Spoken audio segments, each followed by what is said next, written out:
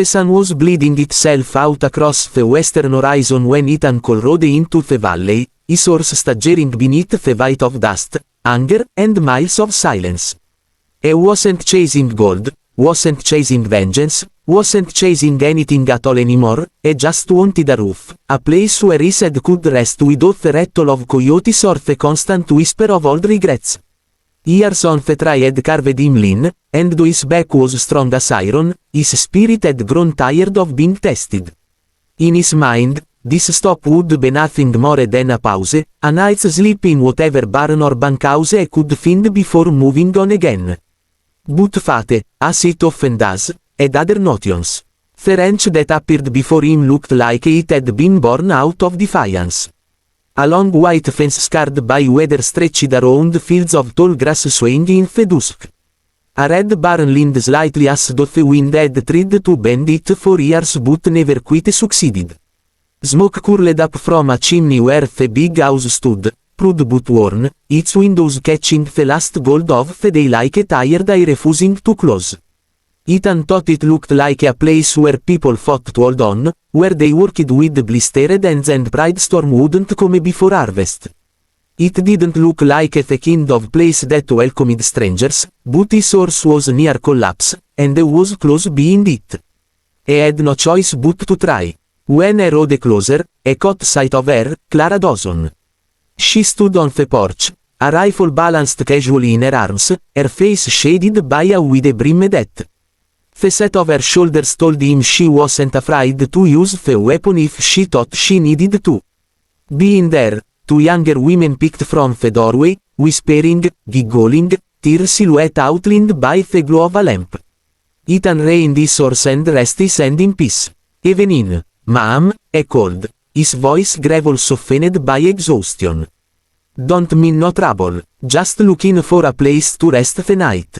Barn floor will do." Clara's eye studied him for a long, measured moment, and Ethan could almost hear the gears of her suspicion turning. Out here, a man wasn't judged by his smile but by the steadiness of his voice and the weight of his silence. Finally, she lowered the rifle, though not entirely. "You're a long way from town," she said.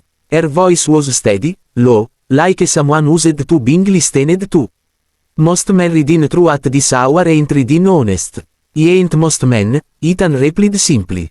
That answer seemed to amuse her, though she didn't smile. Instead, she motioned toward the barn with a tilt of her chin. "Horse looks half dead. Get him watered. I'll send my sisters with a blanket." The two girls at the door, Lila and May, burst into a flurry of whispers again before disappearing into the house. Ethan dismounted slowly, his joints aching like rusted hinges. As he led his horse toward the barn, he felt Clara's eye on him, sharp as a hawk-circling eye. He didn't blame her. The frontier had taught everyone to be suspicious first, merciful later. Inside the barn, the air was cool and filled with the earthy smell of hay. Ethan set his horse down to water and rubbed the animal's neck, whispering low to calm it. He was kneeling by the trough when footsteps padded in behind him.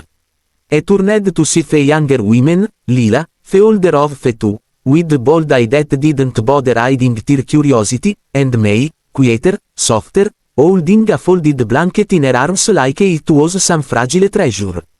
"You don't look like trouble," Lila said, tilting her head. "Course, trouble never does, not at first." Ethan gave a half smile. "And you don't look like you scare easy."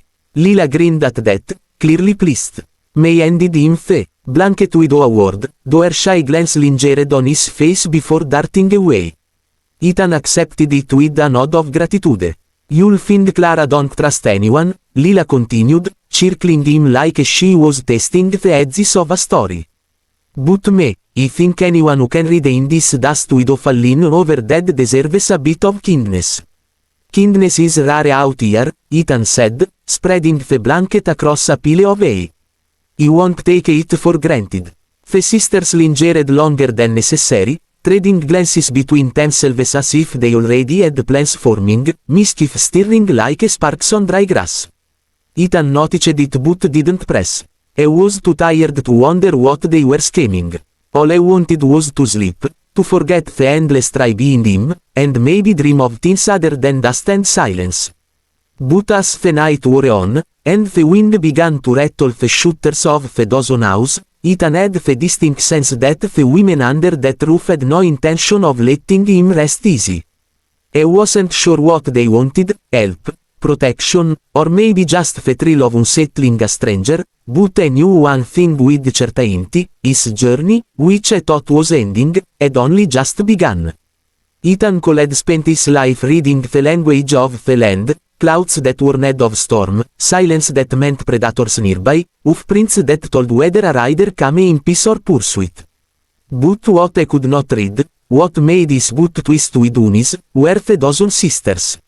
By morning, he realized they had no intention of letting him sleep quietly away. The rooster's crow was still echo across the valley when Ethan walked in the barn to the sound of laughter, light, sharp, and insistent, like bells rattling against the boards. Lila and May had slept inside, carrying a basket of biscuits and coffee so strong it smelled like a burned pine. They set it down beside him without asking if he was hungry, because they knew a man who read them as far as he had couldn't possibly turn it away. Clara says you can't just read off, Lila announced between bits of her own biscuit. Not when we've got fences to mend and a bull that thinks breaking gates is a hobby. Ethan rubbed the grit from his eye, frowning. He never said he was staying. Didn't have to, Lila said with a grin. Your horse couldn't carry you another mile even if you wanted. Besides, Clara doesn't take, no, for an answer. You'll see. May poured him coffee into a tin cup, her quiet eye lingering on his weathered face. We could use the help, she said softly, almost apologetically, as though she feared asking too much. Ethan sighed. He wasn't looking for work. He wasn't looking for anyone's battles to fight.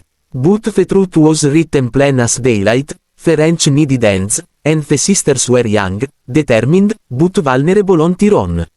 It'd been rest to believe a man doesn't turn away when he's needed, no matter how much he'd rather stay invisible. By mid-morning, he was out in the pasture, sleeve rolled up, mending fences under Clara's watchful eye. She gave instructions short and firm, and he followed without complaint, though he noticed how her gaze measured him with every movement. She wasn't like her sisters. There was still in her posture, in her voice, in the way she handled the land as if it belonged to her and she to it. You work quiet, she said finally, after hours of silence between them. Ethan hammered an eye into place. Words don't keep cattle in. That heard him the faintest curve of her lips, a smile not meant to soften him but to acknowledge he understood something most men didn't.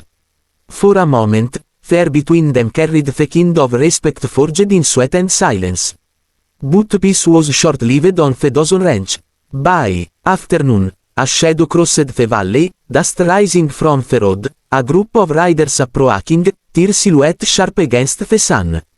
Ethan's instincts flared. He set down his hammer and narrowed his eye. Clara cursed under her breath.